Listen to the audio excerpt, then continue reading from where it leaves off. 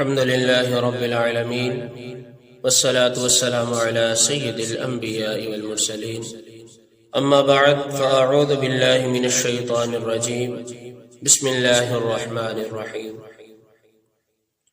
تبت يدا أبي لهب وتب ما أغنى عنه ماله وما كسب سيصلى نارا ذات لهب وامرأته حمالة الحطب في جيدها حبل من مسد صدق الله العظيم وصدق رسوله النبي الكريم الأمين اللهم صل على سيدنا ومولانا محمد وعلى آل سيدنا ومولانا محمد وبارك وسلم وصلوا عليه.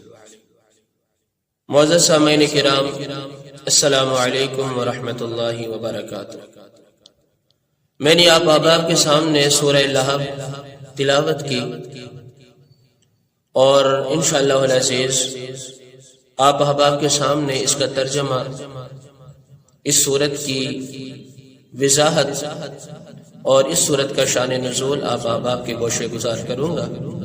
توجہ کے ساتھ سماعت فرمائیے گا. اگر کوئی بات اچھی لگے تو اپنے دوسرے مسلمان بھائیوں کے ساتھ بھی اس بات کو شیئر کیجیے. سب سے پہلے ہم اس سورت کا ترجمہ پڑھتے ہیں. تبت یدا ابی لہب وتب، کہ ہلاک ہو جائیں ابو لہب کے دونوں ہاتھ، وتب تو وہ ہلاک ہو گیا. ما اغنا عنہ مالہ وما کسب، اس کا مال اور اس کا کمایا ہوا اسے کوئی فائدہ نہ پہنچائے. سیصلی نارا ذات لہب، ان قریب وہ جہنم کی جھلستی ہوئی آگ کے اندر ہوگا. وامرأتہ، اور اس کی بیوی بھی. حمالۃ الحطب، جو لکڑیوں کا گٹھا اٹھانے والی ہے، اس کے گلے میں کھجور کی چھال کی رسی ہے. ناظرین کرام، آپ نے ترجمہ سماعت کیا.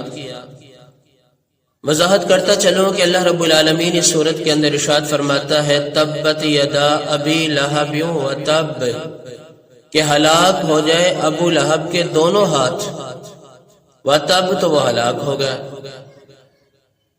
یعنی کہ اس نے میرے مصطفیٰ کے بارے میں بے ادبی والے، گستاخی والے جملے بولے تو خالق کائنات نے مذمت میں پوری کے پوری صورت لا کر بتلا دیا کہ میرا محبوب مجھے بڑا عزیز ہے، اس کی توہین میں برداشت نہیں کر سکتا.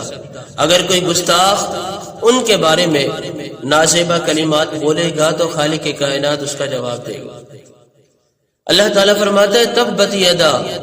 اب یہاں پر یدا کا معنی ہوا دونوں ہاتھ، اور عربی میں یدا کہا جاتا ہے ایک ہاتھ کو. یہاں پر دال کے ساتھ الف لگا دیا، اصل میں تھا یدانی. مگر عربی گرامر کا یہ اصول ہے کہ اضافت کے وقت تثنیہ کا نون اس کو گرا دیا جاتا ہے. اصل میں یدانی تھا تو پھر اس کے گرانے کی وجہ سے یدا پڑ گیا. پھر آگے خالق کائنات فرماتا ہے ما اغنا عنہ مالہ وما کسب، اس کا مال اور اس کی اولاد اسے کوئی فائدہ نہ پہنچائے گی. اغنا یغنی کا معنی ہوتا ہے بے نیاز کرنا. تو اللہ رب العالمین نے اس کو اس کی اولاد سے بے نیاز رکھا، اس کے مال سے بے نیاز رکھا، اسے کوئی فائدہ نہ پہنچایا. چونکہ کمائی کے اندر سب سے زیادہ اہمیت کی حامل جو ہے وہ اولاد ہوتی ہے. اسی لیے یہاں پر کسب سے مراد اولاد کو لیا گیا، جیسا کہ حدیث پاک کے اندر آتا ہے ان ابن عباس رضی اللہ تعالی عنہما. حضرت ابن عباس رضی اللہ تعالی عنہ اس بات کو روایت کرتے ہیں انہ رأى یوما، کہ بے شک انہوں نے ایک دن دیکھا ولد ابی لہب یقتتلون، کہ ابو لہب کے بیٹے آپس میں جھگڑا کر رہے ہیں، لڑ رہے تھے. فجعل یحجز بینہم، بس آپ ان کے درمیان آ گئے. وَيَقُولُ هَؤُلَاءِ مِمَّا كَسَبْ، اور فرمایا کہ یہ ہے اس کی کمائی، یہ ہے ابو لہب کی اولاد، یہ ابو لہب کی اولاد ہے.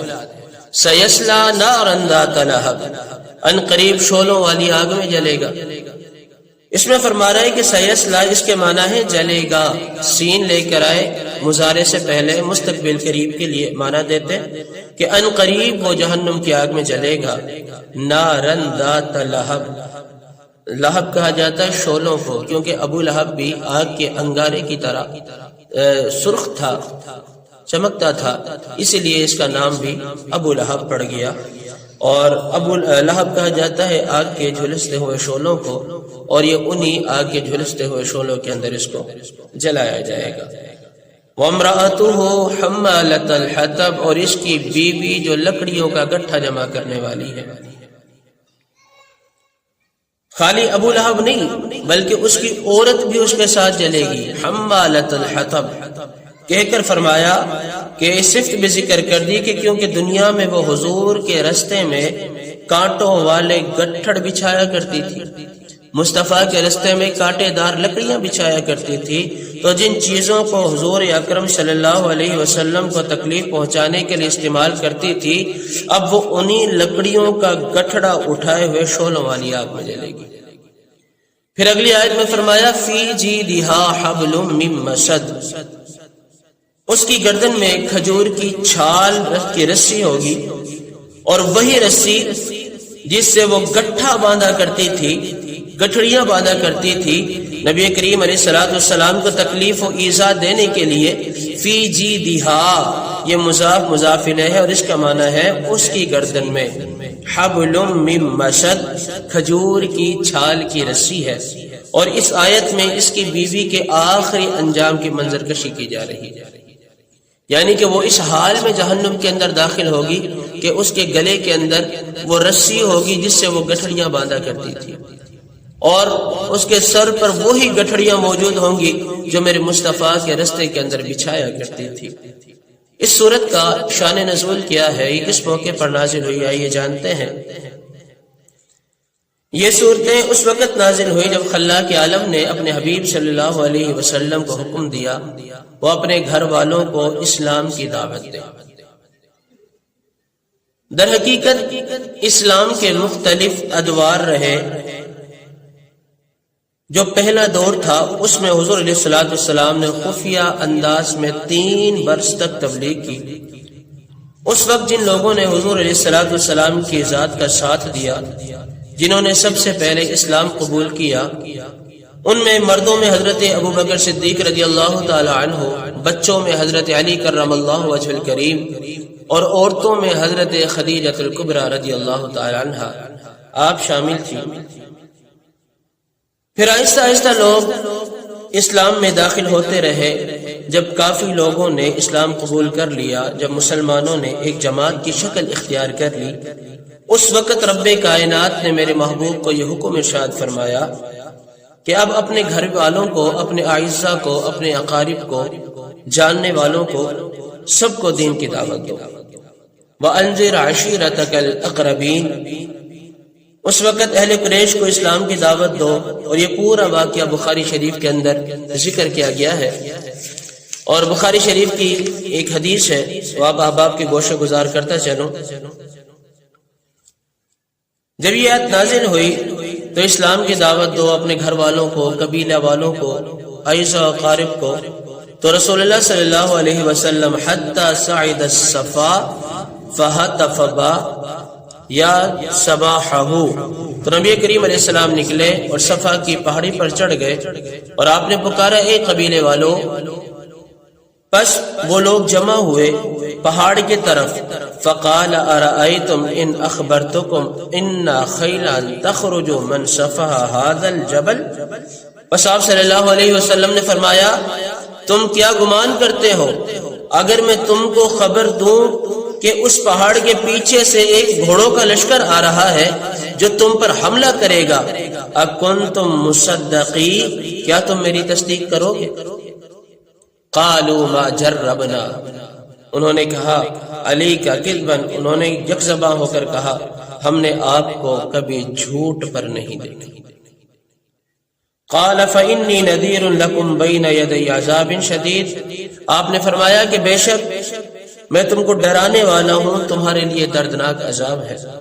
قال ابو لہب تبا لک، ابو لہب نے کہا ہلاکت ہو آپ کے لیے، معاذ اللہ، ما جمعتنا الا لہذا، کیا اس لیے تم نے ہم کو جمع کیا تھا؟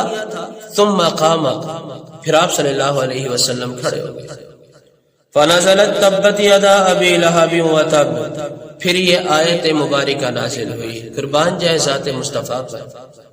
ابو لہب نے لوگوں کے سامنے میرے مصطفیٰ کی بے ادبی کی، میرے مصطفیٰ کی گستاخی کی، تو خالق کائنات نے مہلت نہ دی، اللہ رب العالمین نے انتظار نہ فرمایا، اس کی زبان سے میرے مصطفیٰ کے بارے میں ناسبہ کلمات نکلے جو کہ جھوٹ پر مبنی تھے، تو فوراً خالق کائنات نے حکم نازل فرما دیا تبت یدا ابی لہب وتب، کہ ابو لہب کے دونوں ہاتھ تباہ ہو جائیں۔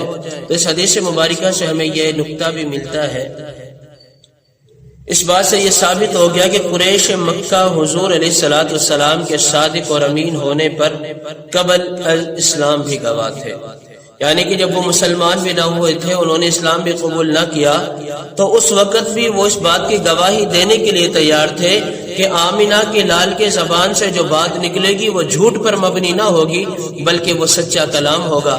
اس لیے میرے محبوب نے فرمایا نا کہ اگر میں تم کو خبر دوں کہ پہاڑ کے پیچھے سے لشکر آ رہا ہے، کیا تم تصدیق کرو گے؟ ہم نے آپ کو کبھی جھوٹ بولتے ہوئے نہ دیکھا، تو پتہ یہ چلا کہ میرے محبوب علیہ الصلوۃ والسلام صادق و امین ہے، جو کلام فرماتے وہ سچ پر مبنی ہوتا۔ اور میرے محبوب علیہ السلام کی شان میں جو گستاخی کرے، بے ادبی کرے، نازیبہ جملے بولے، اللہ رب العالمین اس بدبخت کو دنیا کے اندر بھی ذلیل کرتا ہے، اللہ رب العالمین اس کے لیے آخرت میں بھی دردناک عذاب رکھا ہوا ہے۔